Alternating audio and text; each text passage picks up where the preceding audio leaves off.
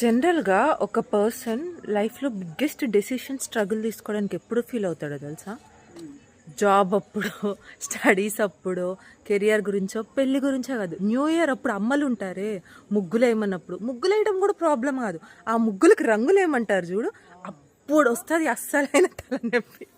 మామూలుగా అంటే మామూలు కాదు, బొచ్చడి రంగులు ఉంటాయి. స్టిల్ అయినా కూడా కలర్స్ తక్కువైనాయి అంటారు. ఏదో ఒక కలరే అంటారు. ఏ కలర్ ఏమని మాత్రం చెప్పారు.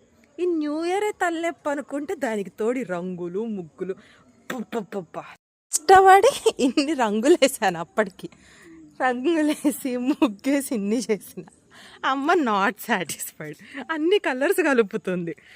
ఎన్ని కలర్స్ ఉన్నాయి అయినా రంగులు తక్కువైనాయి, రకరకాల రంగులు. ఎప్పుడు మా సాటిస్ఫై అయ్యేది నువ్వు రంగులకి?